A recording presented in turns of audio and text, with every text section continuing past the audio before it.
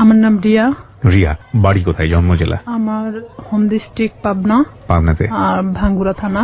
আচ্ছা, এবং আপনি বর্তমানে বয়স কত আনুমানিক? বর্তমানে 24। 24। পেশায় কিছু করছেন? হ্যাঁ। আচ্ছা, কি করছেন? আমি এখন বর্তমানে পুলিশ ডিপার্টমেন্টে আছি। পুলিশ ডিপার্টমেন্টে আছেন, ঠিক আছে। বলুন। আমার শুরু থেকে মনে আছে আর কি, যেখান থেকে আমরা ওইভাবে খুব একটা ধনী ফ্যামিলিও না, আবার খুব একটা যে গরিব ফ্যামিলি সেটাও না। আমার দুটা মা, আমার বড় মা মারা যাওয়ার পরে আমার মা। জি। তো সেখানে আমার ওই ঘরের 2 বোন আছে। জি। আমরা 1 ভাই 3 বোন, এই দিয়ে আমরা সর্বমোট 6 জন। আমার যে মা মারা গেছে সে অনেক ছোট রেখে, বাচ্চাদের রেখে মারা যায়। তো সেখানে আমার মাই তাদেরকে লালন পালন করে। আমরা কখনো বুঝতে পারি নাই যে তারা আমার সৎ বোন। এভাবে এখনো আমাদের এই ফ্যামিলিটা এভাবেই আছে। আমার বাবা কি করতেন? আমার বাবা কৃষক। আমরা যখন ছোট ছিলাম তখন আমার বাবা রিক্সাও চালাতো। তো সেখানে আমরা সার্ভিস লাইফে 3 জন আছি, আমি, আমার ছোট বোন আর আমার ভাই। 3 জনই আমরা পুলিশ ডিপার্টমেন্টে আছি। আমি বলি গর্বের বিষয় যে আমার বাবা একজন কৃষক কিংবা রিক্সা চালক হিসাবে আমাদেরকে যেখানে নিয়ে আসছে, এটা অনেক বড় বিষয়। নিশ্চয়ই। আমার বাবা অন্যের জমি চাষ করত, অন্যের জমি লিজ নিত, বর্গা নিত, নিয়ে চাষ করে আমাদের জীবনটা এভাবেই চলতো। কিন্তু কখনো আমরা যে 5 বোন 1 ভাই, আমার বাবা কখনো অন্যের কাছে হাত পাততে দেয়নি। আমরা যতটুকুন পাইতাম কখনো আমরা বুঝি নাই অভাবটা, কারণ আমাদের বুঝতে দিত না। ঈদের সময় আসলে আমাদেরকে সবাইকে যেভাবেই হোক না কেন ড্রেস দিত। দেখা যেত আমার যে বড় বোন ছিল তাকে ড্রেস দিতেই হবে। তো আমি না এরকম আগে থেকেই ভাবতাম, আমার বাবা তো আসলে একজন কৃষক, সে আমাকে ঈদে দিলে পরের ঈদে হয়তো অন্যজনকে দিবে। কিন্তু আমার বড় বোনের মধ্যে এটা ছিল না। কিন্তু ও মানুষ হিসেবে খুব ভালো একটা মানুষ। কিন্তু সেখানে আমার ভাই তো বড় ছিল, আমাদের 3 বোনের বড় ছিল। ভাই তো ইচ্ছা করলে কিছু করতে পারতো, কিন্তু সে একটা অন্যরকম কোয়ালিটির। তার সাথে কখনো কথা বলা যেত না, রাগান্বিত, সে যেটা ভাববে সেটাই। তো এরকম দেখা গেল যে সে যখন এসেছে পরীক্ষা দেওয়ার পরে সে ফেল করে, কারণ অন্যরকম বন্ধু বান্ধবের সাথে মিশতো, বিভিন্ন করতো। তো বাবা অনেক করতো যে আমার তো একটাই ছেলে আর ভবিষ্যৎ প্রজন্ম তো আমার এটাই। আমার বাবা দেখা যেত আমার ওই 2টা বোনকে বিয়ে দিয়ে দিছে, আমার বড় মায়ের, আর আমার বোন যেটা বড় তাকেও বিয়ে দিয়ে দেয়। তো দেখে আমার চাচা কিংবা আমার ফুপারা সবাই মিলে ভালো ভালো দেখে বিয়ে দিছে। দেওয়ার পরে তো এখন থাকলাম আমি। আপনার বয়স কত তখন? তখন আমার বয়স 13 বছর। আচ্ছা। তখন দেখা যেত বিভিন্ন সময় আমাকে বিভিন্ন ছেলেরা দেখতে আসতো, কিন্তু এটা আমি পছন্দ করতাম না। আমার চিন্তা ভাবনা ছিল পড়াশোনা করব, আমি নিজের পায়ে নাও দাঁড়ালে আমি একটা ম্যাচিউরড হওয়ার পরে বিয়ে করব, এরকম আমার চিন্তা ভাবনা ছিল। তো সেখানে দেখা যাচ্ছে যে আমার চাচা চাচিরা যারা আছে আমাদেরকে নিয়ে অনেক রকম কথা বলতো, কারণ তাদের 2 ছেলে 2 মেয়ে, 2 ছেলেই শিক্ষিত, 2টা মেয়ে শিক্ষিত। তো সেখানে তাদের চেয়ে আমরা একটু হলেও নিমছিলাম, কারণ আমার বাবা যখন ছোট ছিল তখন আমার চাচাকে সেই বিয়ে পর্যন্ত সেই পড়াইছে। আমার বাবা ছোট ছিল তারপরও তাকে পড়াইছে আমার বাবা। তো সেখানে আমার ভাইকেও অনেক বোঝানো হয়, সে পড়াশোনা বাদ দিয়ে দেয় অলরেডি, যা তার ভালো লাগে না। ভালো লাগে না, তুমি কিছু একটা করো। আমার বাবার কথা যে কিছু একটা করো, কারণ তোমাকে আমি কত বছর বসায় রাখে খাওয়াবো। আমার ভাই বলে যে আমি কিছু করতে পারবো না। সে একদম চাচাছুলা কথা বলে, বিভিন্ন সময় মাকে মারতে যায়। এক কথায় যে সে অন্যরকম একটা কোয়ালিটির মানুষ। সবার বড় ছিল উনি। হ্যাঁ, উনি কাজ করছে, এগুলো করে, বন্ধু বান্ধবের সাথে মেশে। ও যেখানে 16-17 বছর বয়স, আর ও যাদের সাথে মিশতেছে তাদের 25-26 বছর বয়স। আইসে দেখা যেত কেউ কথা বললে তারাই মারতো ধরে। যেহেতু আমরা ছোট ছিলাম, আমার 5 বোনের মধ্যে আমি সবসময় রুখে দাঁড়াতাম। তো আমি বলতাম, কেন তুমি মাকে মারতে যাবা? দোষটা তো তুমি করছো, তুমি পড়াশোনা করো না, তুমি বন্ধু বান্ধব নিয়ে আড্ডা দাও। তার কথা যে আমি কেন এই কথাগুলো বলবো। তার ইচ্ছা, বাবা থেকে টাকা যাচ্ছে, ওকে দিতে হবে।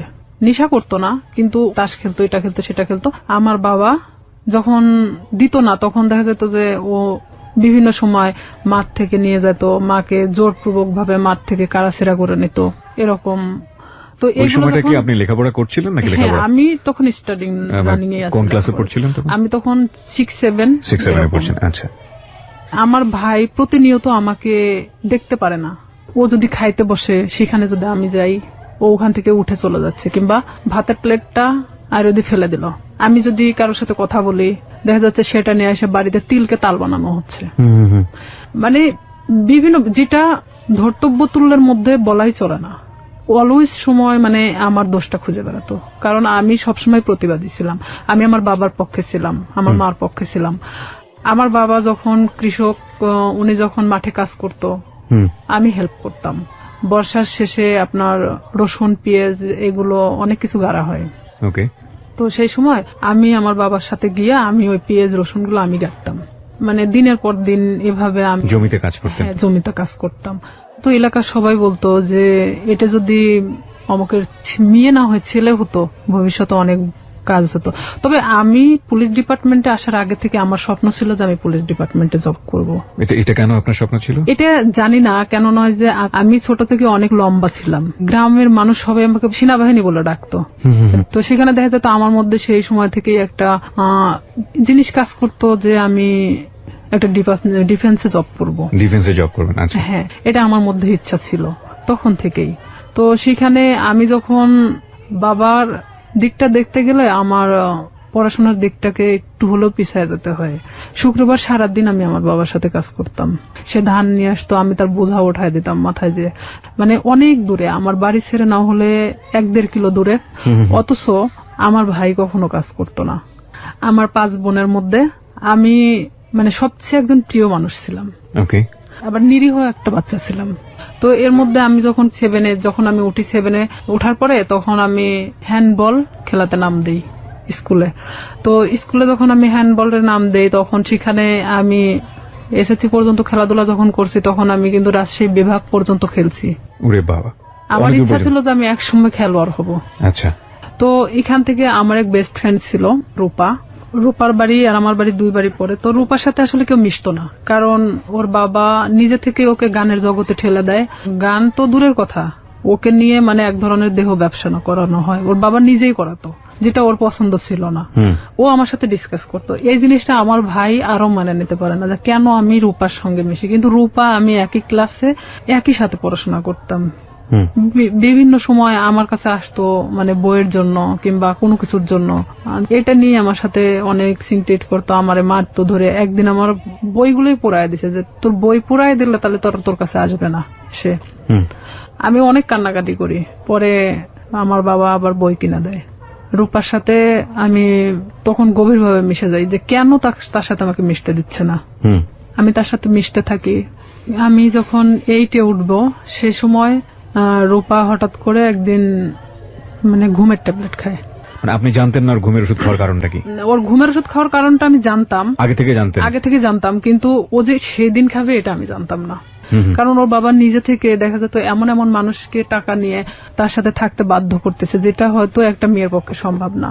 যে রূপা এই জিনিসটা পছন্দ করতো না, আর তারপর ওর বাবা এটাকে বাধ্য করতো। ওর পুরো ফ্যামিলি ওকে বাধ্য করতো। তো সেখানে ও অনেক কান্নাকাটি করতো আমার কাছে আসে। তো এর মধ্যে ও একজনকে পছন্দ করতো, নাম হলো আনন্দ। উনি ছিল হিন্দু, রূপা মুসলমান। ও একজন বিবাহিত ছেলে ছিল। ভালোবাসার প্রলোভন দেখে অনেকদিন ওকে ইউজ করছে।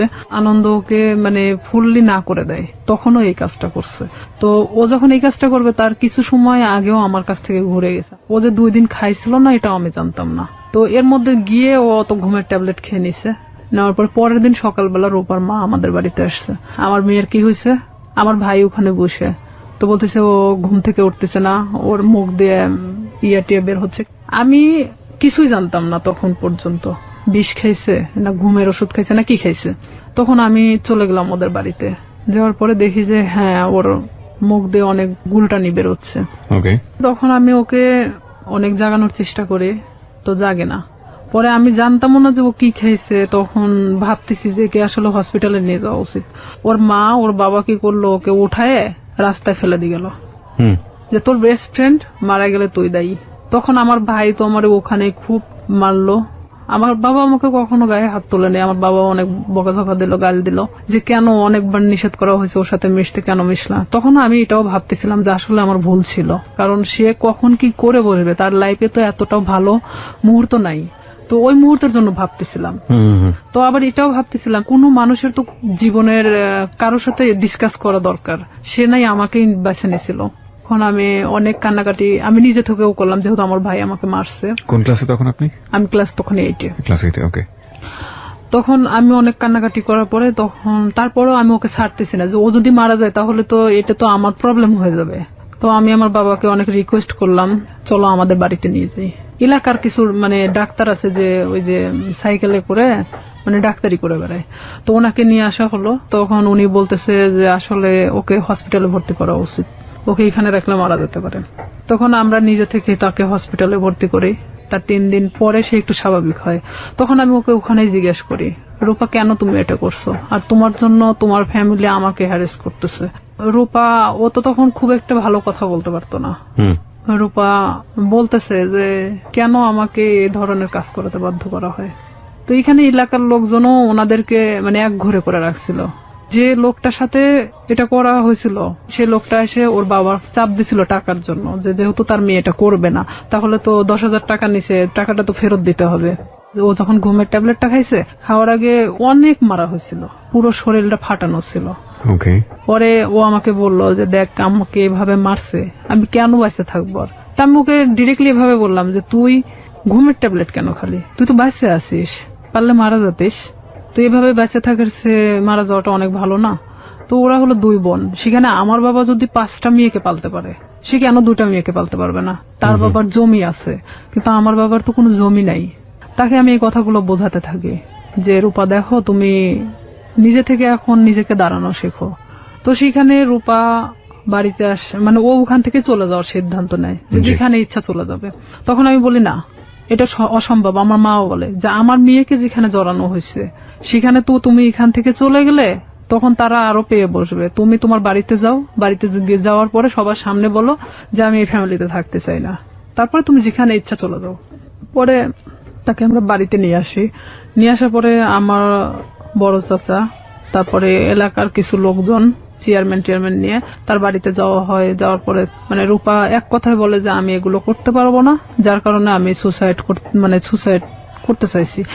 তো এখানে তো আসলে রিয়ার সাথে কোনো ইয়ে ছিল না, ও আমার সম্পর্কে জানতো এটাই। তখন ওর ফ্যামিলির সামনে, সবার সামনে যখন এই কথাটা বলার পরে তখন ওর ফ্যামিলি বলতেছে যে না, ওকে ফুসলাইছে, ও ঠিক আছে আমাকে দোষ দিচ্ছে।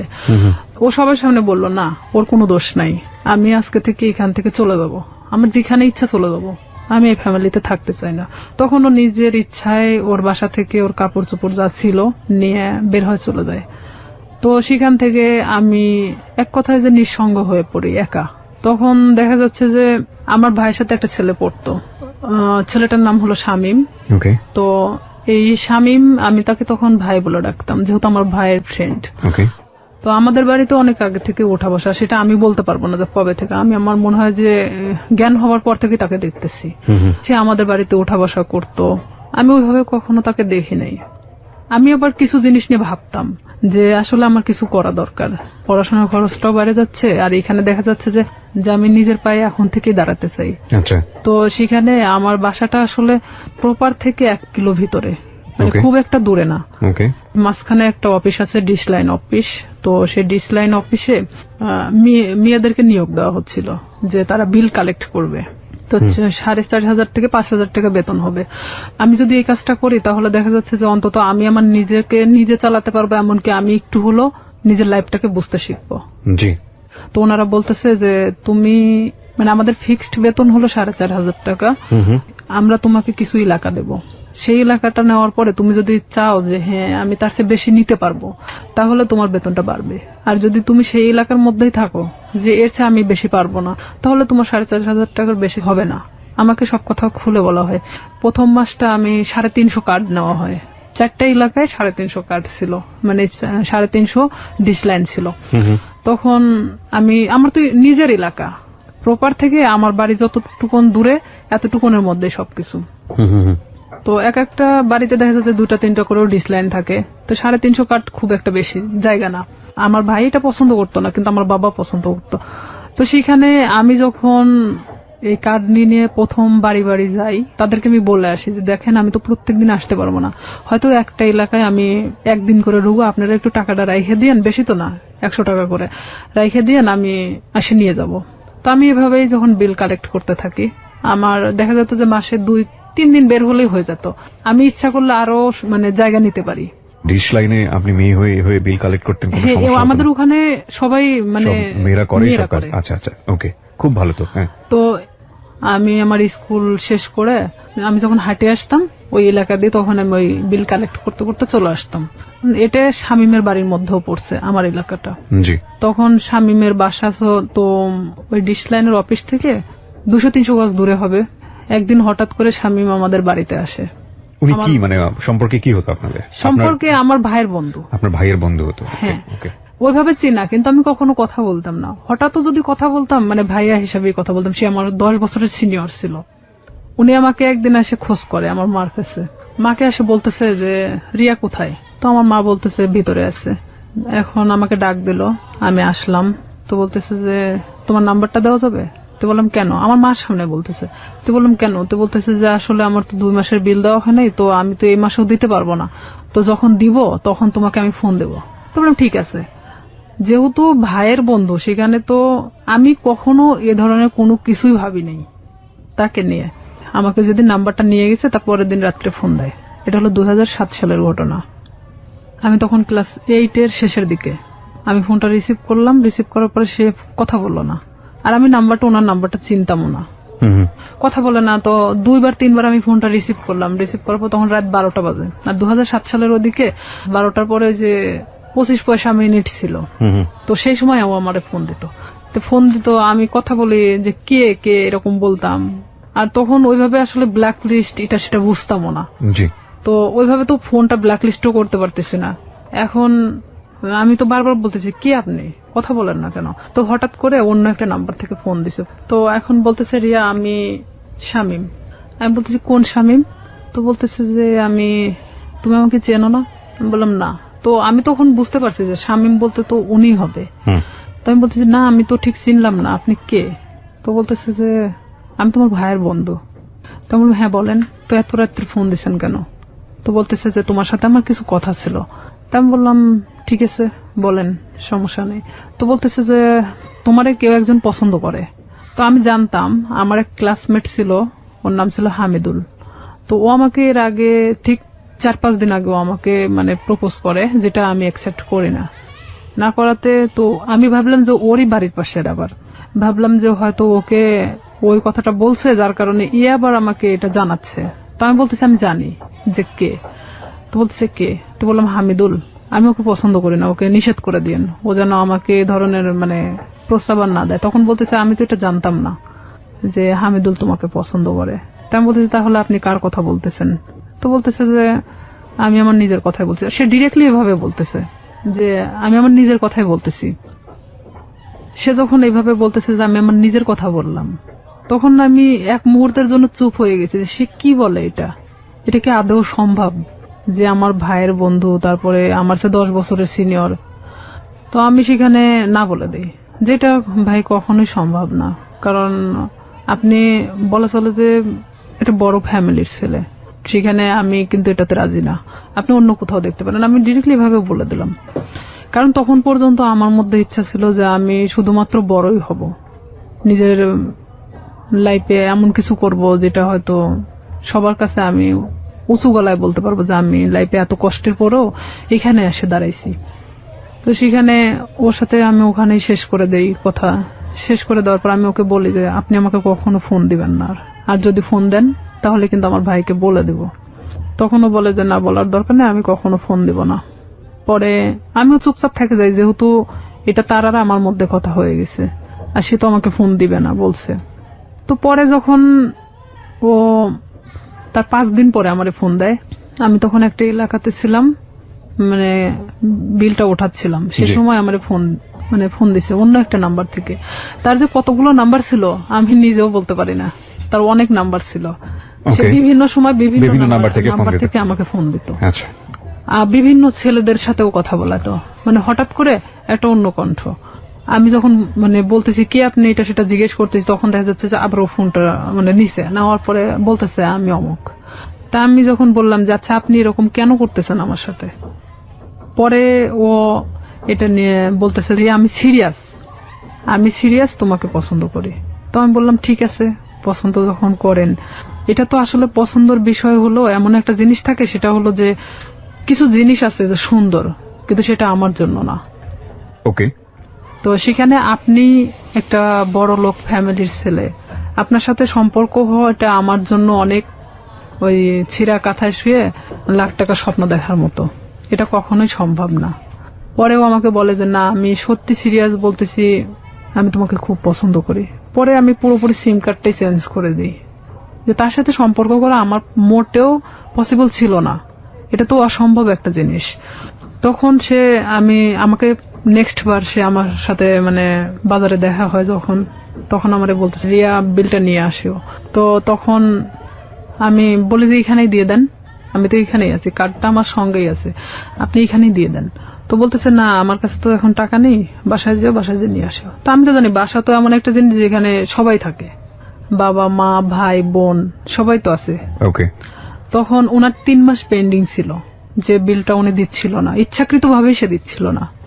পরে আমি যখন ওর বিলটা আনতে যাই, তো আমি এরকম দরজার সামনে, ওদের রুমটা হলো বেলকুনির সাথে যে দরজাটা আছে, এটা হলো ওর ঘরের রুম, মানে ঘরের যে দরজাটা এটা, আর ভিতর দিয়ে একটা দরজা আছে যেটাতে ওর মা বাবারা ওই পাশ দিয়ে বের হয় সবসময়, আর ও এই পাশ দিয়ে বের হয়। তো আমি তো এখানে গিয়ে দাঁড়াইছি, দাঁড়ানোর পরে আমি যখন নক করি ও বের হয়ে আসে। বের হয়ে আসার পরে তখন আমি কার্ডটা বের করে বললাম যে ভাই বিলটা দেন। তখন আমি জানতাম না ওর বাসায় লোক ছিল না। বিরতি নেব প্রিয় শ্রোতা। এই পর্যায়ে আমরা ছোট্ট একটা বিরতি নিচ্ছি, মাত্র 4 মিনিটের বিরতি। আপনারা শুনছেন close up presence hello 8920 ABC radio FM 89.2 তে। আমি আরজি কিবরিয়া রয়েছে আপনার সঙ্গে, এবং রিয়া আজকে তার জীবনের গল্প এখানে বলছে। রিয়াকে দেখার জন্য বা কোনো কমিউনিকেট করার জন্য, কিছু বলার জন্য আপনারা আসতে পারেন আমার ফেসবুক পেজে। ফেসবুকের ঠিকানা www.facebook.com/kibria.rj। আমি আবারও বলছি www.facebook.com/KEBRIA.RJ, পেজটি আছে আরজে কিবরিয়া নামে। And please like this page. ফিরে আসছি ঠিক 4 মিনিট পর। আসলে এখানে আরেকটা বিষয় যে ওর 6 বোন, 6 বোনই প্রাইমারি স্কুলের টিচার। তো দেখা যায় যে 9টার পরে ওদের বাসা থেকে ওর মা ওর বাবা ছাড়া কেউ থাকে না, এটা আমি জানতাম আগে থেকে। তো ওর এক ভাই, মানে ওকে দিয়ে 2 ভাই, ওর ছোট যে সে হলো ঢাকাতে কোনো একটা এই কম্পিউটার সফটওয়্যার ইঞ্জিনিয়ার। তো ও ওখানে বাড়িতে তো থাকে না, এখন স্বামীমই শুধুমাত্র একমাত্র বাড়িতে থাকে। তো আমি তো জানি অবশ্যই ওর বাবা ওর মা তো বাড়িতে আছে, কারণ ওর বোনরা তো সবাই টিচার, সবাই যে যার মতো 9টার পরে বের হয়ে চলে যায়। তো এখানে আমি তো গেছি তখন 11:30 বাজে। সেদিন আমি স্কুলে যাইনি, না যাওয়া তো ওখানে গেছি। যাওয়ার পরে এখন আমি ওর যখন ঘরে নক করি, দরজায় নক করার পর ও বের হয়ে আসে, মানে দরজার ওই ভিতর পারে আর আমি বাহির পারে দাঁড়িয়ে। তো আমি কার্ডটা তো হাতে আমার আছেই বের করানো, আমি তখন কার্ডটা ওনাকে দেখে বলি যে আপনি তো 3 মাস পেন্ডিং আছে, তো আপনি বিলটা যদি দিতেন ভালো হতো, না হলে ডিসলাইন মানে ডিসকানেক্ট করা হবে। তো এখন ও বলতেছে ঠিক আছে আমি টাকাটা নিয়ে আসতেছি।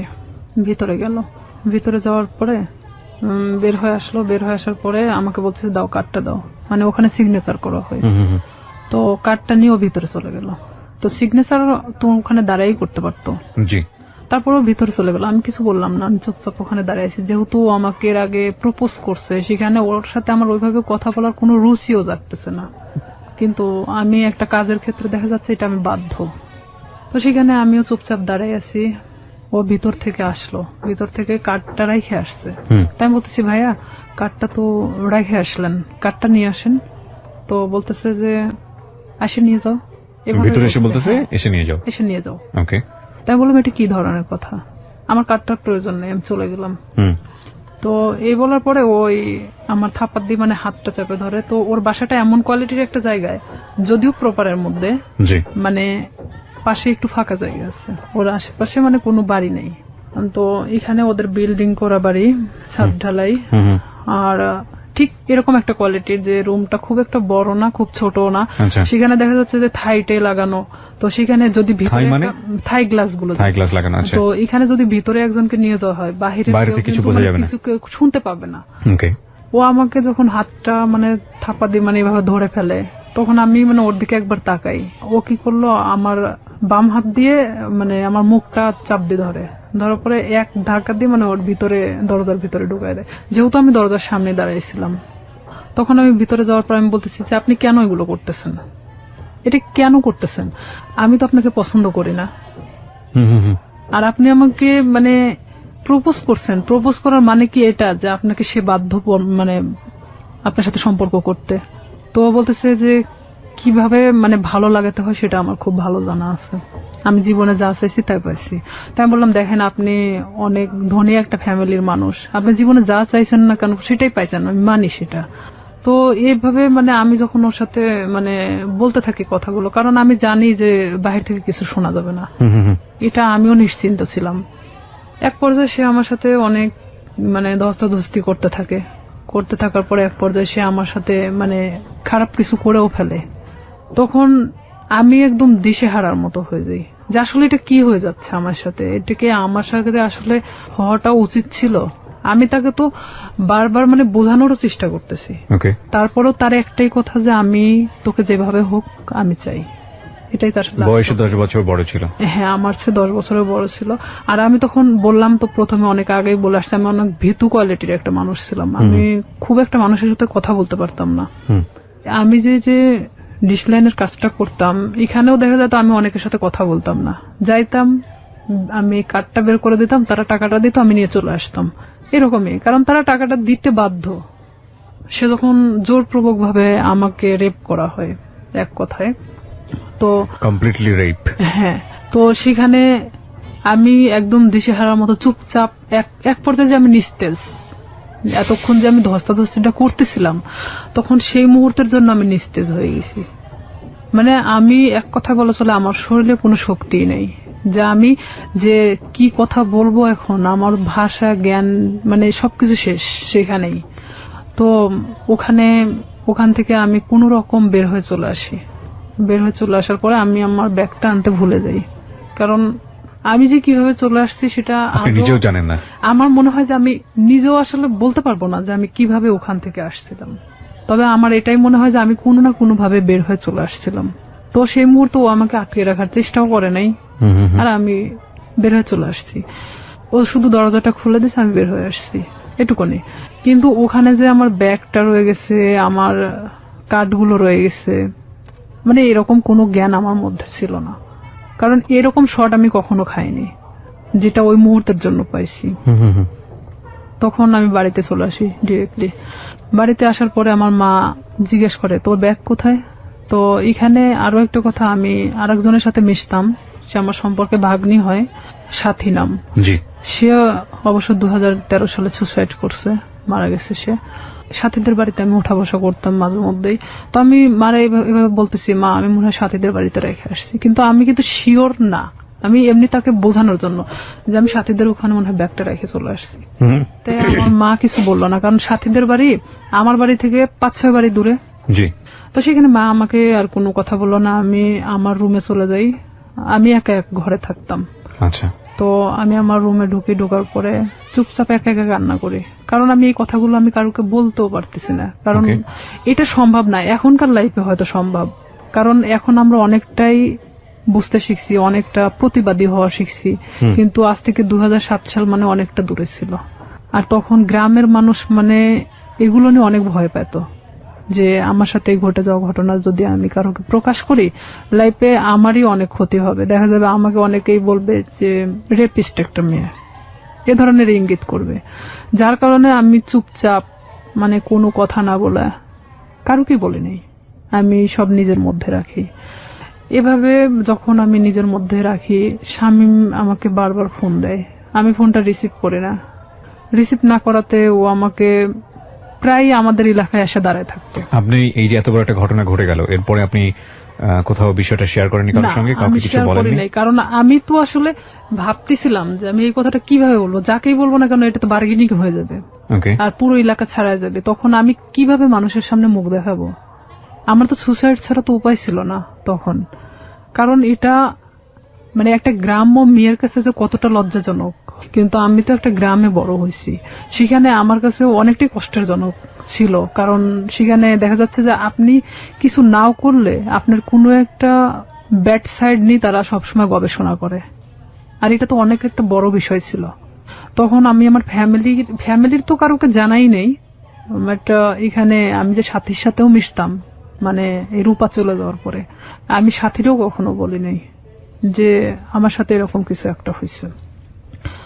পরে এটা যখন ঠিক 1.5 মাস পর আমি কেন জানি বুঝতে পারি যে আমার মধ্যে কোনো একটা পরিবর্তন হচ্ছে।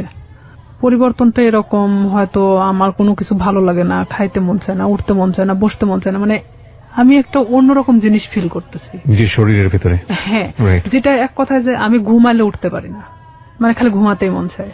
তারপরে আমার মা জিজ্ঞেস করতো যে তুই এরকম তো ছিলি না, খাওয়া দাওয়া বন্ধ, মানে কেমন একটা অন্যরকম। তাই আমি বলতাম যে আমি তো অনেক হাঁটাহাঁটি করি, যার কারণে আমার না ঘুমালে আর উঠতে মন চায় না, আমি বুঝতে দেয় না। পরে এইভাবে যখন আমার মা তো ওইভাবে আসলে কখনো ফোর্স করে না, কারণ তারা জানতো যে এরকম কোনো কিছু কখনো হবে না।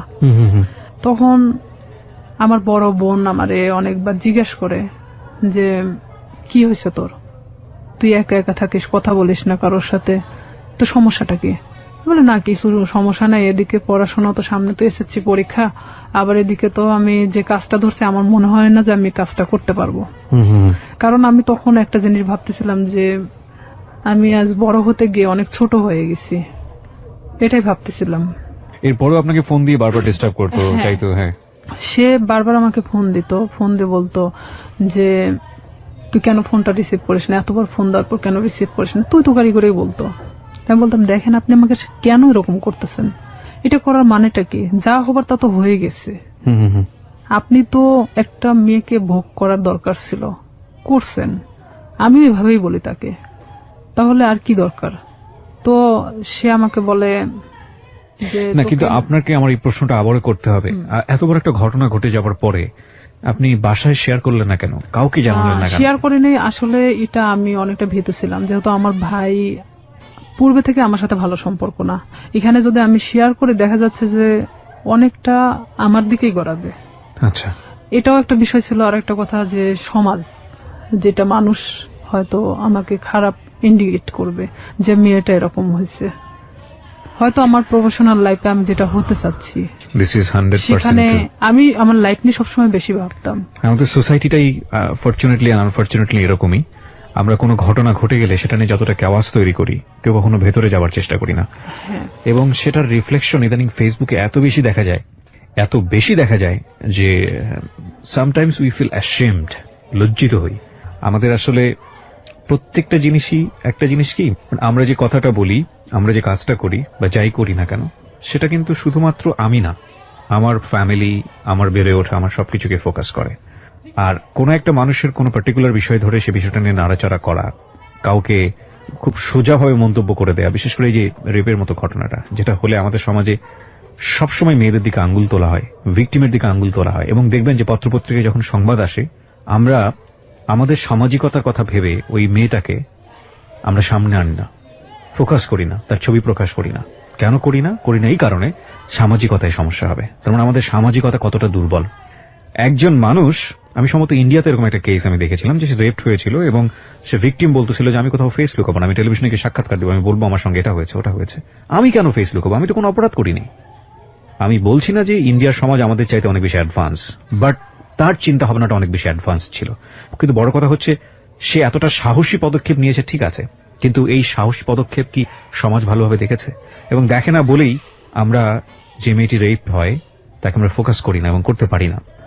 সো যেটা বলছিলেন আপনি, তারপরে যখন আপনি যে জায়গাটায় ছিলেন যে আপনি ফ্যামিলির কাউকে বিষয়টা শেয়ার করেননি এবং আপনি শরীরের মধ্যে একটা চেঞ্জ পাচ্ছিলেন, ঘুমাচ্ছেন তো ঘুমাচ্ছিলাম। আবার আরেকটা কথা যে আমি আমার প্রফেশনাল লাইফটাকে নিয়ে বেশি ভাবতেছিলাম। এটা আমার ছোট থেকে স্বপ্ন ছিল পুলিশ হওয়ার। আর আমি এটা জানতাম যে কোনো মেয়ে যদি বিবাহিত কিংবা এরকম কোনো তার ঘটনা থেকে থাকে তাহলে সে কখনো পুলিশ ডিপার্টমেন্টে ঢুকতে পারবে না।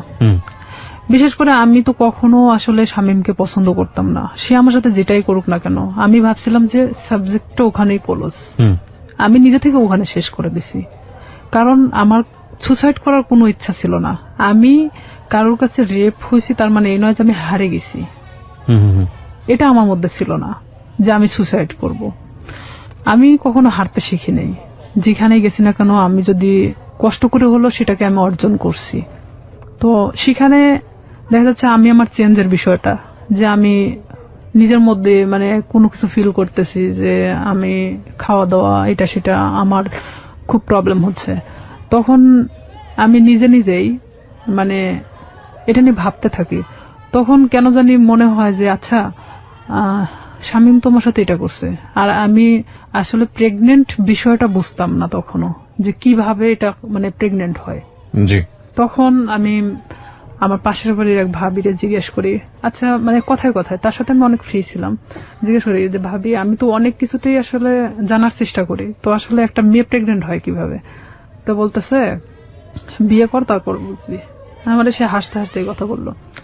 তো বললাম যে আপনি তো ভাবি, তো আপনি না বললে আমরা শিখবো কোত্থেকে? আমি আবার তাকে হাসতে হাসতে এই কথাটা বলি। তো বলতেছে যে এরকম মানে মেয়েদের তো প্রত্যেক মাসে যে ইয়াটা হয়, এটা যদি দেখা যাচ্ছে যে কারোর সাথে মানে তার হাজবেন্ডের সাথে মেলামেশা করার পরে যদি না হয় তাহলে সে প্রেগনেন্ট। তখন আমি যখন ওখান থেকে এই কথাটা শুনছি, আপনি বিশ্বাস করবেন না, আমি মনে হয় এক মুহূর্তের জন্য এই পৃথিবী ছেড়ে চলে গেছি। যা আমিও তো ঠিক 1.5 মাস হলো এরকম অবস্থাতে আসছি, আমারও তো এটা হয়নি, তার মানে কি আমি প্রেগনেন্ট? এটা আমি এখন কিভাবে এটাকে লুকাবো? কারণ এতক্ষণ পর্যন্ত যা ঘটে গেছিল সেটা লুকানো সম্ভব ছিল, বাট এটা এখন আমি কিভাবে লুকাবো? এটা কি আদৌ সম্ভব? আর তখন এক মুহূর্তের জন্য মনে হচ্ছিল যে আমার চেহারার মধ্যে একটা অন্যরকম ছাপ নামে আসে। তখন আমার ওই ভাবি বলতেছে তোর কি হয়েছে? আমি বললাম না আসলে শরীরটা কয়েকদিন ধরে ভালো লাগতেছে না, অটোমেটিক কেন জানি মনে হচ্ছে প্রেশারটা নামে গেছে। তো আমি তো ওখানে বসে পড়ি, প্রায় আমি আধা ঘন্টার মতো বসে মানে নিজে ভাবতে থাকি। আর আমার শরীরটা এত ঘামতেছিল, মানে এক কথায় যে আমি মৃত মানুষের মতো বসে আছি। তো তখন ভাবি যে এটাকে আমি কিভাবে সমাধান করব, আমি কিভাবে আমার ফ্যামিলিকে বলবো এখন, যেটা 1.5 মাস আগে ঘটে যাওয়া ঘটনা। আর এর মধ্যে কন্টিনিউ ও আমার সাথে এরকম যোগাযোগ রাখার চেষ্টা করে, কিন্তু আমি রাখি না। তখন ইচ্ছাকৃতভাবে আমি ওকে ফোন দেই ব্যাপারটা আসলে জানানোর জন্য যে এটার কি কোনো সমাধান আছে কিনা, যদি হয় নিজে থেকে সমাধান করার মতো। কারণ আমি চাই না যে আমি আমার লাইফে কখনো থেমে থাকি কারোর জন্য। তখন ওকে আমি যখন ফোন দিয়ে বলি যে শামীম আমি তো এরকম, আর এটা বিষয় তো আমি জানতামও না, তুমি তো আমার চেয়ে 10 বছরের সিনিয়র, তুমি যে আমার সাথে এটা করছো, যেটাই করো না কেন তুমি আমাকে বলতে পারতা যে এরকম হওয়ার সম্ভাবনা আছে, তুমি সেটাও আমাকে বলো নাই। তো এখন বলতেছে যে এখন তুই কি করবি সেটা তুই জানিস, সেটা আমি জানি না। তখন থেকে totally or SIM card of, মানে যখন আমি ব্যাপারটা ওকে জানাই তখন থেকে ওর সিম কার্ডটা টোটালি অফ করে দেয়। আমরা আরেকটা বিরতি নিচ্ছি রিয়া, তারপর সিমটা বন্ধ। হ্যাঁ, সিমটা তখন বন্ধ ছিল। আমি অনেক চেষ্টা করি, আমি সারা রাত চেষ্টা করি, কারণ সেই ছিল একমাত্র আমার লাইফের ঘটনা জানে, যেটা তার সাথে ঘটে যাওয়া। কোনো ক্রমে যদি আমাকে এটা থেকে মানে রেহাই দিত তাহলে হয়তো আমি আমার সামনের লাইফটা হয়তো ভালোভাবে কাটাতে পারতাম। কারণ আমি গ্রাম্য মেয়ে হিসেবে আমি এটা কখনোই মানে ফ্ল্যাশ করতে পারতেছিলাম না, এটা আমার কখনো সাহসে কুলায় উঠতেছিল না। ওকে, যখন ওকে আমি বারবার ফোন দিতে থাকি, ওর ফোনটা সুইচ অফ তো সুইচ অফে, কোনো প্রকার ওকে আমি যোগাযোগ করতে পারতেছি না। তখন আমি ভাবলাম যে কোনো ভাবে এটা আমাকে পদক্ষেপ নিতে হবে। তখন পরের দিন সকালবেলা মানে আমি পুরোটাই আনবো না, এক কথায় যে মানে পাগল বলা চলে, আমার মা খাইতে বললো আমাকে, আমি না খেয়ে বের হয়ে গেলাম বাড়ি থেকে। হসপিটালের সামনে বসে আছি, কিছু ডিসপেন্সারি আছে সামনে বসে আছি, ওখানে বসে বসে ভাবতেছি যে আসলে কি করা যায়। ভাবলাম যে আচ্ছা এটা আমি টেস্ট করাই নেই আগে, যে আসলে কি আমি প্রেগনেন্ট কিনা, অযথা এটা নিয়ে আমি কেন ভাবতেছি, নিজে পরীক্ষা করে দেখি। তো এখানে যে প্রেগন্যান্সি টেস্ট করানোর জন্য আপনার যে টেস্ট টিউব যে কাঠিগুলো পাওয়া যায়, ভাবতেছি যে আমি দোকানে কিনতে গেলে তারা ইভেন কি ভাববে আমি একটা অবিবাহিত মেয়ে, তো সেখানে আমি কেনই বা ওটা চাইতে যাব। আর যেহেতু আমার এলাকার লোক সবাই, তো সেখানে আমি গিয়ে বলতেছি দোকানদারকে, এমন ভাবে বলতেছি যে ওটা আসলে আমার না। তখন আমি বলতেছি আঙ্কেল একটা ওই টেস্ট টিউব ওই কাঠিগুলো দেন তো। তো বলতেছে কার জন্য? তো বললাম আমার এক চাচির জন্য, বলতে একটু তাড়াতাড়ি দেন। মানে এমন আমি উৎসাহী দেখাচ্ছিলাম যে আমি আসলে এটার প্রতি কোনো চিন্তা করতেছি না, জাস্ট আমাকে কেউ কিনতে দিছে এরকম ভাব। তো আমি ওটা নিয়ে বাড়ি চলে আসি। বাড়িতে আসার পরে আমি বাথরুমে গিয়ে আমি টেস্ট করাই। টেস্ট করানোর পরে দেখি যে হ্যাঁ আমি প্রেগনেন্ট। আমি মানে নিশ্চিন্ত সেখানে, পরে মানে আমি আর উঠে দাঁড়াতে পারতেছি না। যতটা মানে এটা নিয়ে নিশ্চিন্ত হচ্ছি, এতটা মানে আমি নিজে থেকে মানে নর্মাল হয়ে পড়তেছি। যেহেতু আমি এটা নিশ্চিত হতে পারছি, এখন এটাকে কিভাবে সমাধান করতে হবে সেটা ঠিক আমাকেই করতে হবে। আমি যে দোকান থেকে ওটা নিছি, তো ওই দোকানে গিয়ে আমি বললাম যে আঙ্কেল, মানে যার জন্য এটার কাঠিটা নেওয়া হয়েছিল আমার সে চাচি হয়, তো ওনার তো 1 বছরে একটা বাচ্চা আছে। তো আসলে এটা সত্যি যে আমাদের চাচিমার 1 বছরে একটা বাচ্চা ছিল। আমি বলতেছি ওনার তো 1 বছরে একটা বাচ্চা আছে, তো উনি আবার তো প্রেগনেন্ট, তো উনি এটাকে অ্যাবর্শন করাতে চাচ্ছে। তো বলতেছে কয় মাস? তো বললাম যে সঠিক তো আমি জানি না। তো বলতেছে যে তুমি শুনে আসিও, তাহলে সেই অনুযায়ী মানে বলা যাবে। তো আমি সেই মুহূর্তের জন্য ভাবলাম যে আসলে এটা আমার একদিন ওয়েট করাটা উচিত, যেহেতু এখানে পুরোটা আমি নিজেকে এড়ানোর চেষ্টা করতেছি। পরের দিন সকালে আবার যাই, যাওয়ার পরে বলতেছি যে আমার কাছে বলা হয়েছে 1.5 মাস। তো বলতেছে যে 1.5 মাস হলে আসলে তো আসলে এইভাবে তো এগুলো খুব সেন্সিটিভ একটা জিনিস, অনেক রিস্কি হয়ে যায়। তো থাক না, 1 বছরে যেহেতু বাচ্চা আছে এটা থেকে যাক, সমস্যা কি? তাই আমি বলতেছি আসলে আমার চাচাও তো খুব একটা ভালো দেখে না, তো ওই ক্ষেত্রে আসলে চাচি চাচ্ছে না যে বাচ্চাটা রাখুক।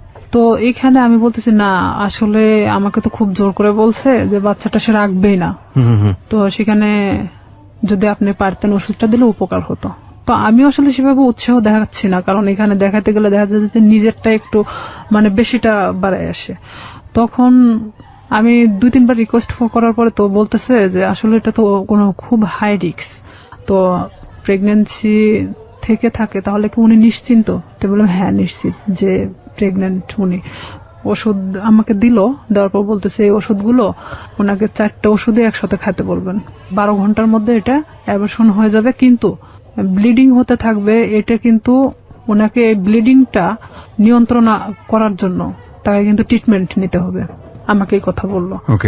আমার চিন্তা যে আমি খাওয়ার পরে যদি অ্যাবর্শন হয়ে যায় তারপর আমি মারা গেলে যাক, বাঁচি মরি, ওটা কোনো সমস্যা নেই। হ্যাঁ, আমি তখন চিন্তা করতেছি যে যেটাই হোক না কেন আমি যে কোনো ভাবে বোঝাতে পারবো তাদেরকে যেটা আমার নর্মালি এটা আমার হয়ে গেছে। তখন আমি বাড়িতে চলে আসি। বাড়িতে আসার পরে আমি এই জিনিসটা রাত্রেবেলা খাই। খাওয়ার পরে আমার ঠিক রাত 12টা 12:30টার ওদিকে আমার পেটে অনেক পেন করে, অনেক ব্যথা করতেছিল। আমি কিছুতেই মানে ঠিক থাকতে পারতেছিলাম না। এদিকে আমি তো আমার একা এক রুমে থাকি, আমি অনেক কান্নাও করতেছিলাম, কিন্তু কারোকে আমি বুঝতে দিচ্ছিলাম না তাহলে কতটা কষ্ট পাচ্ছিলাম ওই মুহূর্তের জন্য। তারপরেও আমি বারবার শামীমরে ফোন লাগাচ্ছিলাম যে এখনো যদি ওকে আমি ফোনে পাই। ওকে আমি কোনো মতে ফোনে পাচ্ছিলাম না। ওকে ফোনে দিয়ে আপনি কি করবেন? ওকে তো আপনি লাভও করতেন না। আমার রাগ হচ্ছিল প্রচন্ড, যার কারণে আমি ওরে ফোন দিচ্ছিলাম। পরে এভাবে যখন রাত 12টা 12:30টার দিকে আমি বুঝতে পারি যে হয়তো আমার ইয়াটা হয়ে গেছে, তখন আস্তে আস্তে আমার ব্যথাটা কমে আসছিল। আমি যখন বিছানা থেকে উঠে দাঁড়াইছি আমার পুরো এতটাই ব্লিডিং হয়েছে যে বলা চলে যে অনেকটা, কথা বলতে পারতেছি না। পাশের রুমে আমার বড় বোন থাকতো, তো আমার বড় বোনকে একবার ডাক দিলাম, তারা তো গভীর ঘুমে আছে। 2-3 বার ডাক দেওয়ার পরে শুনলো, শোনার পর বলতেছি কি হয়েছে? তো বললাম আমি না খুব অসুস্থ। তা আমি শুধু দরজাটা খুলে দিয়ে চলে আসলাম। আসে আমি মানে কোনো মতে ঠিক থাকতে পারতেছি না, মানে আমার পেটের ব্যথাটা নাই, বাট এত পরিমাণ ব্লিডিং হচ্ছে যে আমার শরীর থেকে বলা চলে যে সব রক্ত বের হয়ে গেছে। পরে আমার বড় বোন, ও তো তখন প্রেগনেন্ট ছিল, পুরো প্রেগনেন্ট, তখন বাচ্চা হওয়ার জন্য আমাদের বাড়িতে আসছিল। আমার যে ব্লিডিং হচ্ছে মানে এটা তো অনেক নার্ভাস ছিল যে কেন এটা হলো। তখন ও দৌড়ে গিয়ে মাকে ডাকে, মায়ের রুম থেকে মা উঠে আসে, আমার বাবা উঠে আসে, আমার ভাইও আসে। তখন আসে বলতেছে হঠাৎ এরকম কেন হলো। তো এইখানে আমি বললাম আমি জানি না, আমি তো ঘুমাচ্ছিলাম, হঠাৎ আমি এটা মনে হলো যে আমি বাথরুমে যাব, তো ওঠার পরে দেখি যে এই অবস্থা, কিন্তু কেন হয়েছে আমি বলতে পারি না।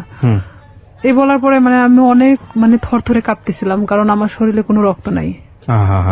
তখন আমি মানে আমার মৃত্যুর 1 সেকেন্ড আগে আমি কারোর কাছে ছোট হতে চাচ্ছি না। যে আমি কখনোই যে আমি যে রেপ হয়েছি এই কথাটা আমি কাউকে বলতে চাচ্ছি না, কোনো মতেই না। তখন আমার বড় চাচি আসে, আসার পরে সে বলতেছে যে ওর তো যেভাবে ব্লিডিং হচ্ছে তাতে তো ওকে বাঁচায় রাখা কঠিন হয়ে যাবে। তো আমার মা তো ডিম সিদ্ধ দিল, যে ডিম তো একটা শক্তিশালী জিনিস, দুধ ডিম আমারে খাওয়ানোর চেষ্টা করলো। তো আমি ওই মুহূর্তের জন্য খাইলাম, কারণ ওই মুহূর্তে আর আমার রুচিতে সমস্যা ছিল না। মানে আমার যে একটা খাবার প্রবলেম ছিল, এই প্রবলেমটা তখন ছিল না। পরে আমাকে তো হসপিটালে নিয়ে যাইতে চাইলো, কিন্তু আমি কোনো মতে হসপিটালে যাচ্ছি না। যে আমি যদি হসপিটালে যাই, আর ওই যে ডাক্তারের থেকে আমি ওষুধটা নিয়ে আসছি, ডাক্তার বলতে ডিসপেন্সারি থেকে, সেই ডিসপেন্সারিটা ছিল ঠিক হসপিটালের গেটের সামনেই। আমার কথা আমার মৃত্যু হয়ে যাক, কিন্তু আমি কখনোই হসপিটালে যাব না। আমি এক কথায় আমার মাকে বলেছিলাম যে না, ওখানে গেলে আমাকে ইনজেকশন দিবে। আমি মানে ওর সিরিঞ্জকে খুব ভয় পেতাম ছোট থেকেই। মা বলতে কি আমার সবাই জানতো যে আমি সিরিঞ্জ অনেক ভয় পাই। আমি বলতেছি না, ওখানে গেলে ডাক্তার আমাকে ধরে ইনজেকশন দিবে, আমি থাকতে পারবো না, আমি মারা যাবো। তার চেয়ে বরঞ্চ আমি এখানে মারা যাই। আমি কিছুতেই মানে হসপিটালে যেতে ইচ্ছুক না। পরে এর মধ্যে এক ডাক্তারকে নিয়ে আসা হলো, আমার বাবা গিয়ে নিয়ে আসলো। নিয়ে আসার পরে এখনো কিছু বলে নাই যে সেই দিন কি বুঝতে পারছিল কিনা যে আমি কি করছি। সে বলতেছে এটা হঠাৎ করে হওয়ার তো কোনো মানেই হয় না, এটা আসলে টেস্ট করানো দরকার। তখন আমি বলতেছি না, আমি টেস্ট করাবো না। তো বলতেছে কেন? আমি বলতেছে যে আচ্ছা, এটা সিম্পল একটা জিনিস, দেখবা কাল ঠিক হয়ে গেছে। তখন আমার মা বলতেছে তোর প্রবলেমটা কি, তুই কেন এগুলোকে টেস্ট করাতে চাচ্ছিস না? তাই আমি বলছি হ্যাঁ ঠিক আছে, টেস্ট করাবো, কিন্তু আমাকে যদি কোনো ওষুধ দেয় আমি খাবো, কিন্তু আমাকে যদি কোনো ইনজেকশন দেওয়া হয় আমি কিন্তু নিব না। মানে তাদেরকে আমি শুধু ইনজেকশনের ভয়টা দেখাচ্ছিলাম। তো বলতেছে আচ্ছা ঠিক আছে। তো এর মধ্যে ওই ডাক্তার যে ব্লিডিং কমানোর জন্য যে ওষুধটা দিয়ে গেছে, এটাতেই আমার অনেকটা কাজ হয়েছে। মানে আমি সকালে ঘুম থেকে উঠে দেখি বলা চলে যে আমার ব্লিডিং নাই, মানে আমার কোনো ব্লাড বের হচ্ছে না। তখন আমি মাকে বললাম, মা আমার তো আর কোনো সমস্যা হচ্ছে না, তো আমার তো আর হসপিটালে যাওয়ার দরকার নেই। তো মা বলতেছে যে তাহলে তো ভালো হয়ে যাচ্ছিস, তাহলে এ ওষুধই খা। তো আমি ওইভাবেই প্রায় 1 মাসের মতো আমি অনেকটা অসুস্থ ছিলাম, মানে উঠে দাঁড়াতে পারতাম না, বসতে পারতাম না।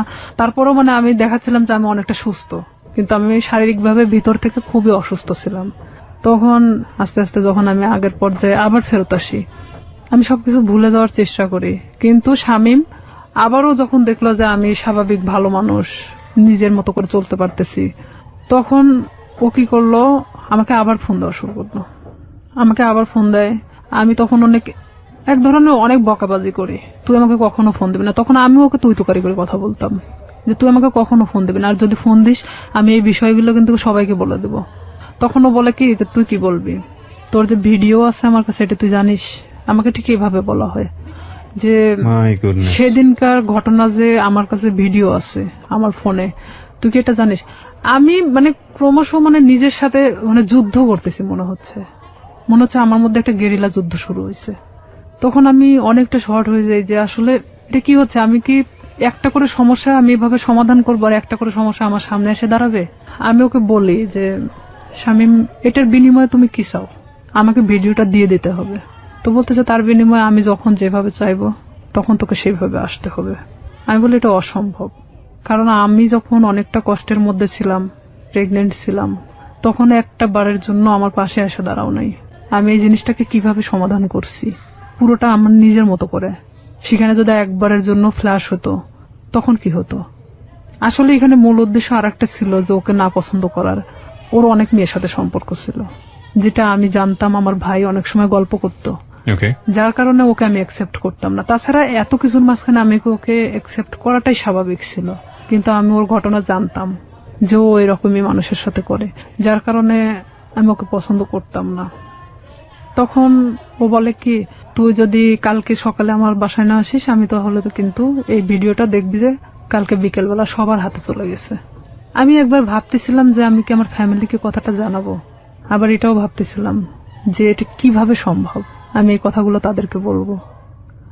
আর আমার লাইফে তো আমার অনেক বড় হওয়ার দরকার, যেখানে আমি থেমে যাবো এখানেই। হয়তো আমার পড়াশোনা হবে না, হয়তো মানুষ আমাকে নিয়ে বিভিন্ন ধরনের কথা বলবে। আমি কিভাবে সম্ভব যে আমি সামনের দিকে আগাবো? তখন সবকিছু নিজেকে যেভাবেই হোক না কেন আমি বলি যে হ্যাঁ আমি তোমার কথা শুনবো, কিন্তু আমাকে ভিডিওটা দিয়ে দিতে হবে, কিন্তু কোনো কপি রাখা যাবে না। তো আমাকে বলে যে ঠিক আছে আমি দিয়ে দিব, কিন্তু কিছুদিন পর, আগে দেখি যে তোমার মতিগতিটা কি। তখন নেক্সট টাইম আমি ওর বাসাতে আরেকবার যাই। যাওয়ার পরে তখন আমি বিভিন্ন কৌশলে চেষ্টা করে ওর থেকে ভিডিও, আমি ওকে বোঝাতে চাই যে আসলে এক পর্যায়ে ওকে আমি পছন্দ করে ফেলছি। তখন ওকে আমি এভাবে বলি যে ঠিক আছে ভিডিওটা আমাকে দেখাও, আমি নিব না, বাট আমাকে দেখাও, প্রয়োজন হলে তুমি আরো ভিডিও করো, সমস্যা নেই, কারণ এখন আমি তোমাকে পছন্দ করি। আমি তাকে ঠিক এভাবে বোঝাচ্ছিলাম যে আমি ভিডিওটা যে কোনো কৌশলে নিতে চাচ্ছিলাম। তখন এক পর্যায়ে ওর বাসাতে আমি 2 থেকে 3 বার যখন যাই, যাওয়ার পরে ওর এক ধরনের হয়তো বিশ্বাস হয়ে যায় যে আমি হয়তো তাকে পছন্দ করি এখন। তখন সে কি করে, ভিডিওটা একদিন আমাকে দেখাচ্ছিল, মানে তো সেদিন ওর বাসাতে ওর মা আছে, কিন্তু আমি পিছন দরজা দিয়ে ঢুকছি, আমাকে কখনো ভিতরে কথা বলতে দিত না। তো ভিডিওটা যখন আমি দেখছিলাম, ওর মা তখন মানে রুমে নক করতেছিল, তখন ও আমাকে বলে কি যে তুমি ওই পাশে ওয়ার্ডরোবের ওই পাশে দাঁড়াও, আমি দরজাটা খুলি। তখন ও ঠিক দরজাটা খুলে ওর মার সাথে কথা বলে, ও ফোনটা আমার কাছে রেখে চলে যায়। ওর মার সাথে যখন কথা বলতেছিল তখন আমি ফোন থেকে আমার মেমোরি কার্ডটা বের করে নিই, ও তখন আমি বুঝতে দেইনি, কিন্তু আমি জানতাম না যে ও সেটা কপি করে অন্য কোথাও রাখছে, মানে এটা যে শুধু ওর কাছে একটা না, কপি করে অন্যান্য জায়গাতে বসে রেখেছে। হ্যাঁ, অন্য অন্য ওর মেমোরি কার্ডেও ছিল। কত সালের ঘটনা এটা আপনারা? এটা ওই 2007-এর শেষে, 8-এর দিকে। 2007 কিংবা 8 আমি যতদূর জানি যে আইসিটি যে নিয়ম নীতি বা আইন বা অ্যাক্ট সেগুলোও কিন্তু হয়নি। হ্যাঁ, আইন সম্পর্কে অতটা আমার ধারণা ছিল না, আর আমি তো অনেক ছোট ছিলাম তখন, সাথে তখন আমি 8-এ পড়ি। রাইট, ওকে। কপিটা নিয়ে আসার পরে ও তখন যখন মানে ফোনটা দেখছে যে ওর ফোনে মেমোরি কার্ড নাই, তখন আমি চলে আসার পরে দেখছে যে ওর ফোনে মেমোরি কার্ড নাই, তখন আমারে বলতেছে যে তুমি কি মনে করো নিজেকে খুব চালাক, আমাকে এভাবে বলতেছে। আমি বললাম কেন? তো বলতেছে যে তুমি মেমোরি কার্ডটা খুলে নিয়ে গেছো। আমি বললাম যে আমি তখন ঠিক এভাবেই বলি, আমি এটার অপেক্ষাতেই ছিলাম। তো বলতেছে তোমার ধারণা কি করে হলো যে আমার কাছে একটা থাকবে, আমি যেটা তোমাকে দেখাচ্ছিলাম সেটা কপি ছিল, আমাকে এইভাবে বললো। ও কি সত্যি সত্যি ভিডিওটা করেছিল? হ্যাঁ, ছিল। ওকে। তারপরে আমি ওটা নিশ্চিন্ত হওয়ার জন্য দেখলাম, এই মেমোরি কার্ডটা আমার ফোনে তুললাম, তুলে দেখি যে হ্যাঁ সেই দিনের যে ধস্তাধস্তির ঘটনাটা ছিল সেটাও পুরোটাই ওর প্ল্যান মাফিক ছিল। ওকে। তখন ওর ফোনটা যে ওর ওয়ার্ড্রোপের উপর মানে ভিডিও হচ্ছে এটা আমি জানতাম না তখনকার জন্য। তখন আমি যখন মেমোরি কার্ডটা বাথরুমের মধ্যে ফেলে দেওয়ার পর আমি ভাবি যে এটা নিশ্চিন্তে শেষ, কিন্তু যখন আমাকে ফোন দিয়ে কথাগুলো বলা হয় যে তুই কি জানিস যে এটার আর একটা কপি আছে, তখন আমি না অনেকটা আবার হয়ে যায় যে আমি এখন এর প্রতি আবার কিভাবে বিশ্বাস ধরাবো, আর না হলে তো সে আমাকে এইভাবেই ব্যবহার করতে থাকবে সারাটা জীবন। কারণ তখন আমি বলতাম যে তাহলে তুমি আমাকে বিয়ে করো, যেহেতু তোমার আমাকে দরকার, তাহলে তো আমি তোমাকে ছেড়ে চলে যাচ্ছি না। দেখুন, একটা মানুষ তার সামাজিক সম্মান বাঁচানোর জন্য কত বড় কত ভয়াবহ রকমের রিস্ক নেয়, অথচ আমরা একটা মানুষের সুযোগ পেলেই তার সামাজিক সম্মানকে জেনে না জেনে কিভাবে ক্ষতিগ্রস্ত করি। আমরা ফিরে আসবো প্রিয় শ্রোতা, মাত্র 4 মিনিটের বিরতি নিচ্ছি। 4 মিনিট পরে এই জীবন গল্পে আবারও ফিরছি, আশা করছি আমাদের সাথেই থাকবেন।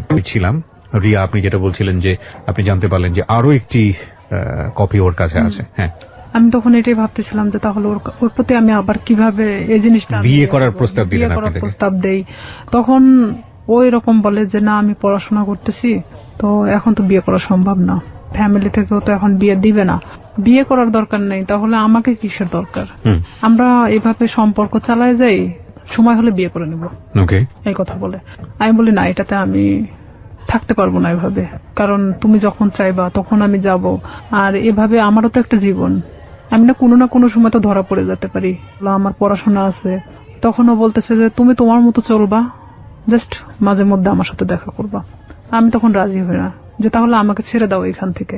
তো ও বলে কি যে তুই যদি এখান থেকে বের হওয়ার চেষ্টা করিস তাহলে একটাই কথা বলবো, তোর ছোট বোন আছে, তার সাথেও ঠিক একই ঘটনা ঘটবে, আমার যে ছোট। তখনও কি ওই শামীম কি আপনার বড় ভাইয়ের ফ্রেন্ড হিসেবেই আছে? হ্যাঁ, তখনও আছে। তো আমার ফ্যামিলি তো তখনও জানতো না যে তার সাথে আমার সম্পর্ক এরকম চলতেছে। তখন ঠিক 1 বছরের মাথায় এসে আমার ফ্যামিলি জানে যায়। কিভাবে জানলো, মানে আমি যে ফোনে কথা বলতাম, শামীমের নাম্বারটা আমার ফোনে অন্য নামে সেভ করা ছিল, একটা মেয়ে নামে সেভ করা ছিল, মেয়েদের নামে।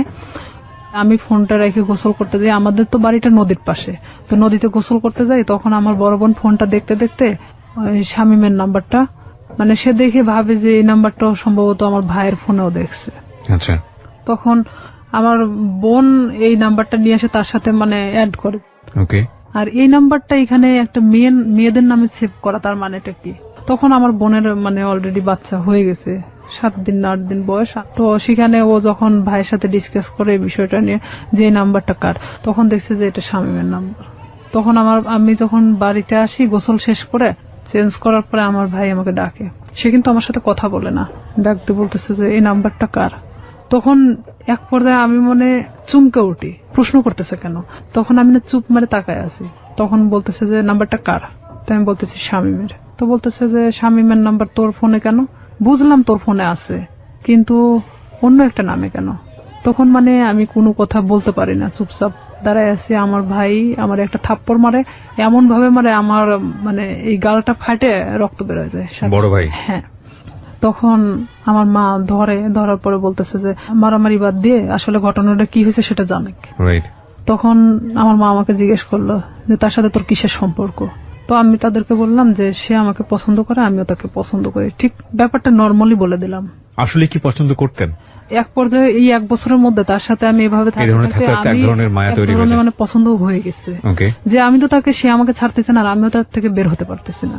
তো আমি জানতাম যে আমার লাইফটা এভাবেই চলবে যতদিন হয়তো এখান থেকে সে আমাকে মুক্তি না দিচ্ছে কিংবা আমাকে বিয়ে না করতেছে।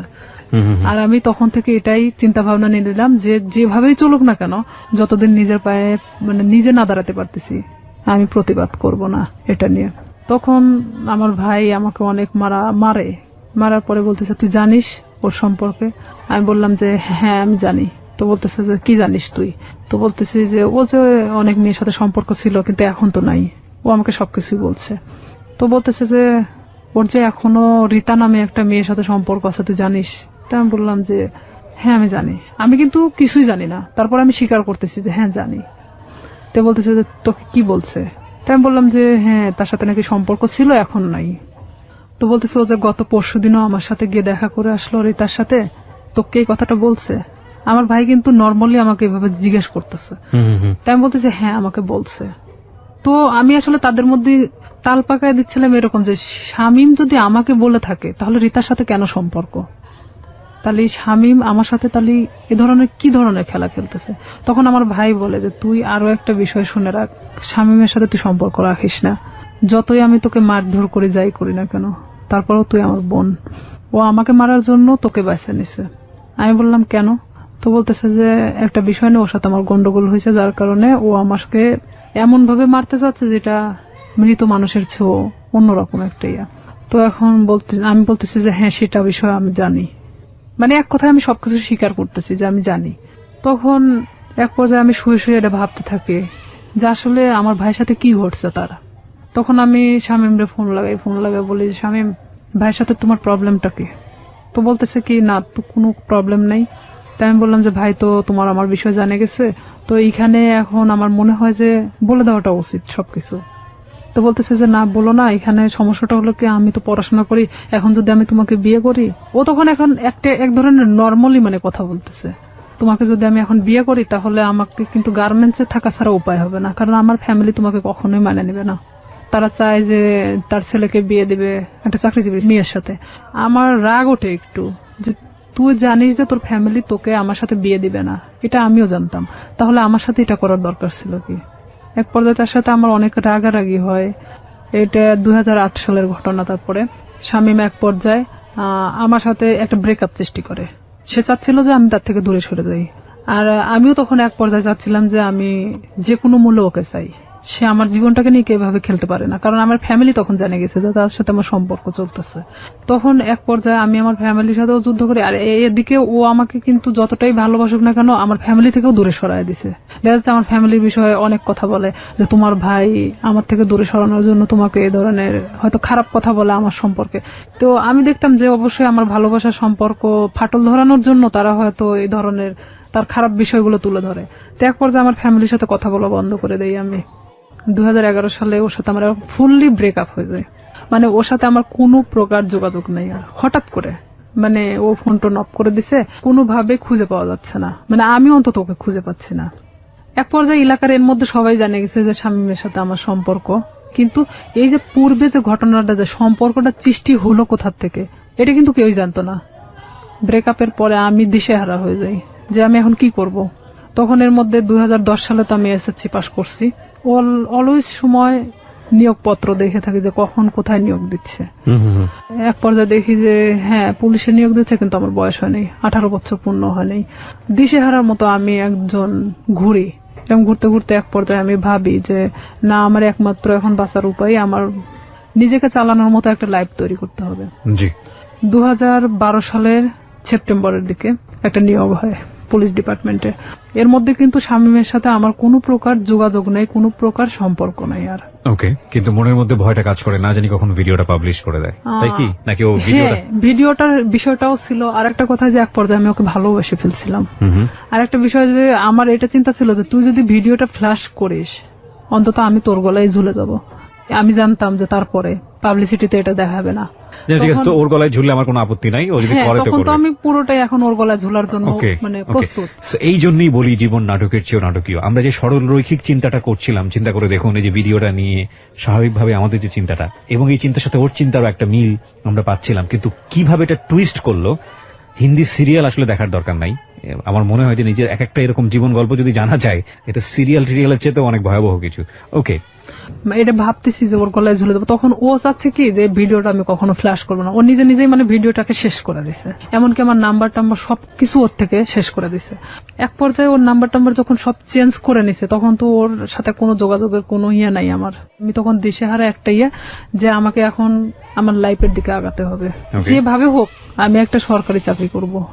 2012 সালে যখন এই সেপ্টেম্বরের দিকে এই নিয়োগটা হয়, আমার ভাই চাচ্ছিল না যে আমি পুলিশ ডিপার্টমেন্টে আসি, কারণ ও অনেক আগেই কিন্তু ডিপার্টমেন্টে যোগদান করছে। হুম, হুম। আমার ভাই না চাওয়ার কারণ একটাই, সে চাচ্ছিল যে আমি যদি পুলিশে ঢুকি নিশ্চিত আমি শামীমকে বিয়ে করব। আচ্ছা, আর আমার ভাই কোনো মতেই শামীমকে মানে নিতে পারতেছিল না। হুম, হুম। তাতে আমাকে ত্যায্য করতে তারা রাজি আছে, কিন্তু শামীমকে কোনো মতে তারা মানতেছে না, কারণ ও এর আগেও আমার ভাইয়ের জানা মতো অনেক মেয়ের সাথে এই ধরনের ঘটনা ঘটাইছে। কিন্তু আমার সাথে কি ঘটনাটা ঘটছে এটা তো আমার ফ্যামিলির এমনকি কেউই জানতো না। তখন আমার বাবাকে বললাম যে অমুক দিন তো নিয়োগ, তা আমি তো দাঁড়াতে চাচ্ছি। তো আমার বাবা বলতেছে যে আমার ভাইয়ের নাম তো বলতেছে পছন্দ করে না, আর এটা যদি আমি দাঁড়াতে সম্মতি দেই তাহলে দেখা যাবে যে এটা নিয়ে অনেক বাড়িতে এক ধরনের মারামারি শুরু হয়ে যাবে। তাই আমি বললাম যে যা হয় হবে, আপনি যদি আমাকে টাকা দেন দিবেন, না দিলে আমি এমনিতেই যাব, কারণ আমার তো কোনো লোক ধরা নাই, আমি শুধু যাব এই টাকাটাই চাচ্ছিলাম। তখন আমার বাবা আমাকে 2000 টাকা দেয়, আমি ওই টাকা নিয়ে পাবনা চলে যাই দাঁড়াতে। এক ইয়েতে আমাকে সিলেক্ট করে, কারণ আমি 5 ফিট 9 ইঞ্চি আর আমি একটা স্ট্রং বডির মানুষ। তো দেখার পরে আমাকে সবার পিছন থেকে নিয়ে যাওয়া হয়, ওখানে মাপে ওয়েটে সবকিছু দেখে আমি ঠিক হই। মেডিকেলেও দেখা যাচ্ছে আমার কোনো প্রকার সমস্যা নাই। যাই হোক, চাকরিটা হয় আপনার শেষ হ্যাঁ, পর্যন্ত? হয়। তারপরে আমার চাকরিটা হয়, ওখান থেকে আমি বাড়িতে আসি। বাড়িতে আসার ঠিক আধা ঘন্টা 1 ঘন্টা পরে আমার ফোনে ফোন আসে একটা আনোয়ার নাম্বার থেকে। হুম, হুম। ফোন আসার পরে ওটাই ছিল শামীমের নাম্বার। তখন শামীম আমাকে বলতেছে যে শুনলাম তোমার নাকি চাকরি হয়েছে। তাই আমি বললাম হ্যাঁ। তো আমি বললাম যে এতদিন পর আমাকে আবার খোঁজ নেওয়া। তো বলতেছে আসলে আমি অনেক সমস্যার মধ্যে ছিলাম, আমার প্রত্যেকটা ফোন আমার ফ্যামিলি কারে নিছিল। মানে এটা কিন্তু পুরোটাই মিথ্যা নাটক, কথা। হ্যাঁ। আমি জানতাম, জানা সত্ত্বেও মানে আমি ওর সাথে আবারও কথা বলতে থাকি। ভালো লাগে আপনার? হ্যাঁ, যেহেতু আমি ওকে মনে প্রাণে চাচ্ছিলাম, আমি আবার ওর সাথে কথা বলতে থাকি। আমি এর মধ্যে ট্রেনিং এ চলে যাই, ট্রেনিং শেষ করি, ডিস্ট্রিক্টে যখন জয়েন্ট করি। এর মধ্যে ব্যারাক সিস্টেম, ব্যারাকে কিন্তু আমরা একটা ব্যারাকে অনেক মানুষ থাকি, সেখানে আপনি ফোন এখানে রেখে যেতে পারেন, বাথরুমে যাচ্ছেন, কোন একটা কাজে বাইরে যাচ্ছেন, ফোনটা রেখে গেছেন। তো এখানে আমার পাশের বেডের একটা মেয়ে এই শামীমের নাম্বারটা নিছে, আমি জানতাম না। এখন কন্টিনিউ তার সাথে সে কথা বলে, আমি কোথায় যাচ্ছি কি করতেছি সব আপডেট দেয়। হ্যাঁ, সে জানতো। আমি খালি ভাবতাম যে এটা অলৌকিক ঘটনা, যে আমি কই গেছি, কোন ড্রেস পরে গেছি, সে কিভাবে জানে। ওকে, তার সাথে কিন্তু আবার তাদের মধ্যে একটা ভালোবাসার সম্পর্ক সৃষ্টি হয়ে গেছে সেই Okay. মেয়েটার সাথে। ওকে। পরে আমি তো ওকে বারবার বলি যে দেখো আমি তো চাকরি করি এখন, আমাকে বিয়ে করো এখন। সে কিছুতেই তখন বিয়ে করতে রাজি না। এটা 2013 ঘটনা। 13 শেষের দিকে আমি ছুটি আসি বাড়িতে, হুম, হুম। আমি ওকে ফোন দিয়ে বলি, আমি এর মধ্যে কিন্তু অনেক গন্ডগোল হচ্ছে ওর সাথে, মানে আমি বিয়ের কথা বলি, সে কিছুতেই বিয়ে করতে চায় না। এদিকে আমার ফ্যামিলি তো মানে শামীমকে নিয়ে তো খুব একটা ডিস্টার্ব ফিল করতেছে। তো আমি এদিকে ওকে বারবার চাপ দেওয়া সত্ত্বেও আমাকে কিছুতেই মানে বিয়ে করতে চাচ্ছে না তো চাচ্ছে না। তখন আমি বলি ঠিক আছে আমি বাড়িতে আসতেছি, যা করার করব। এই কথা বলে আমি বাড়ি চলে আসি। ফোন দিলাম, ফোন দিয়ে বলতেছি যে আমি তোর সাথে দেখা করতে চাই। ও আমাকে বলে যে আমি দেখা করতে পারবো না। তাই আমি ডিরেক্টলি ওর বাড়িতে চলে গেছি এই ফোনে কথা বলতে বলতেই। কারণ তখন আমি যখন পুলিশ ডিপার্টমেন্টে আসি তখন আমার সাহসটা ছিল অন্যরকম, কনফিডেন্স বেড়ে গিয়েছে অনেক। হ্যাঁ, আর আমি তখন চাকরিজীবী একটা মেয়ে। যাওয়ার পরে ও দেখি যে চেয়ারের পর বসে আছে, ওর মা পাশে বসে। ও আমাকে দেখে করলো কি, এক দৌড় রুমের মধ্যে চলে গেল, যাওয়ার রুমটা আটকায় দিল।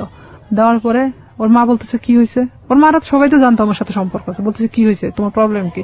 আমাকে কিছুতেই ওই ঘরের দিকে আগেতে দিচ্ছে না। আমি বললাম যে আপনার ছেলেকে জিজ্ঞেস করেন, সে আমার সাথে কেন এরকম করতেছে। আপনারা জানেন, আমার ফ্যামিলি জানে, সবাই জানে যে তার সাথে আমার সম্পর্ক, তাহলে কেন আজকে ও অস্বীকার করতেছে।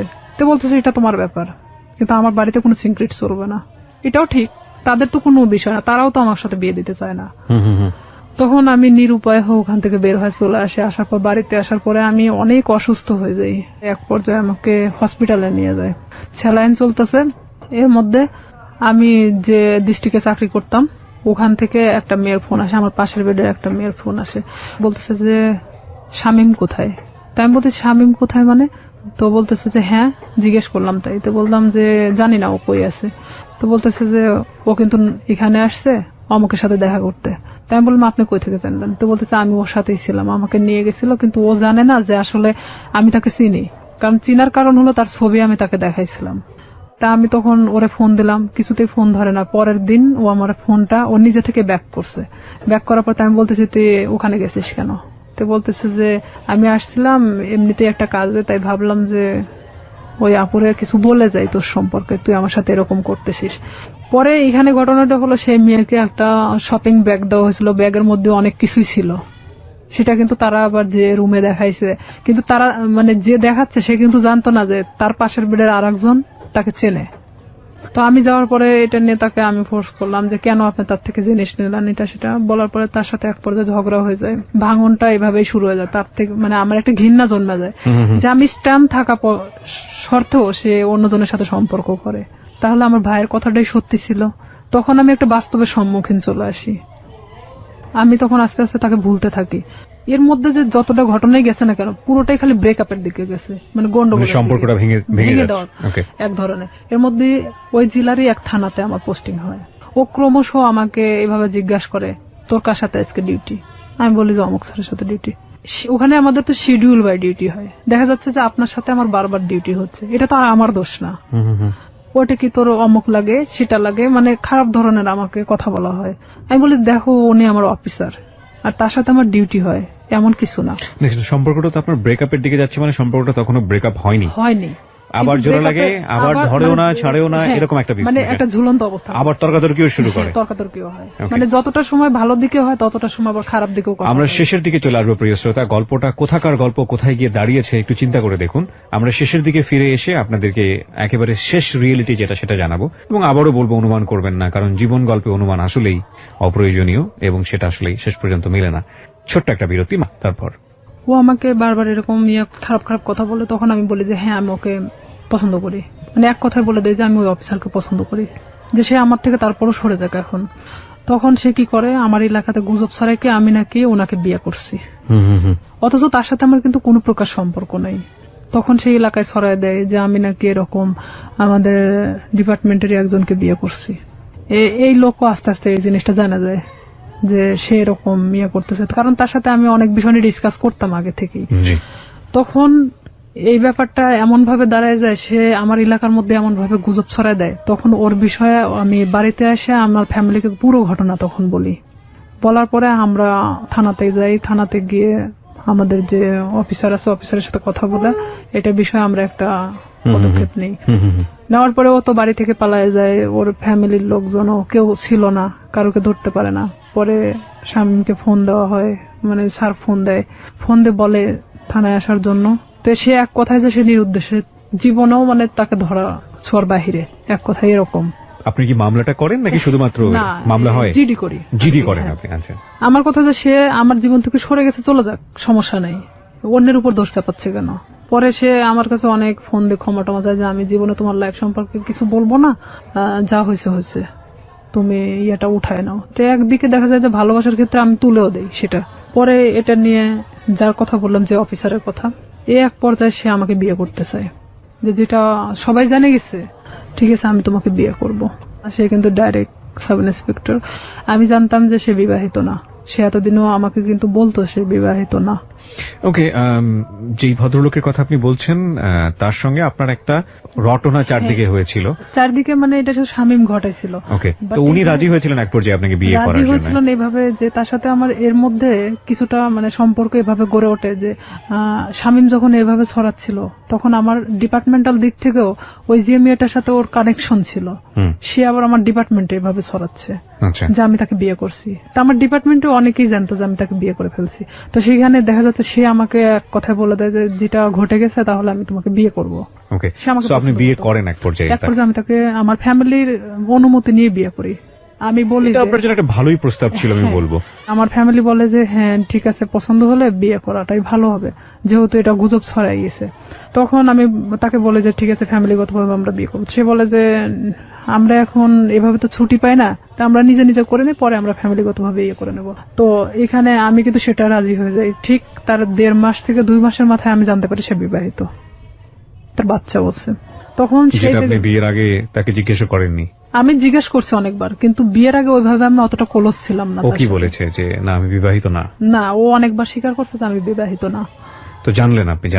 জানার পর আমি তখন অনেকটাই কষ্ট পাই। কষ্ট পাওয়ার পর কষ্ট পাবেন কি?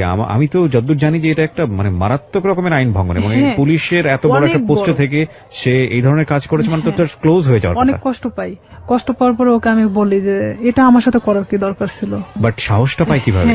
সে সাহসটা পাইছে এভাবেই যে একটা ছেলে আমাকে এভাবে হ্যারাস করতেছে, তার সম্পর্কে তো আমি তার সাথে ডিসকাস করতাম। সেটা তো অন্য হিসাব, এটা তো ইনফরমাল হিসাব। কিন্তু ফর্মালি তো যদি যায় তাহলে তো চাকরি থাকবে না। সেটাই ভাবতেছিল, মেয়েটা তো এত কিছুর পরেও যেহেতু প্রকাশ করে নাই, তাহলে আমার ব্যাপারটাও হয়তো ওইভাবে প্রকাশ করবে না। ওকে, তার ফার্স্ট ওয়াইফ তো ঝামেলা করতে পারে, কনফিডেন্স এরকম ছিল। আচ্ছা, তখন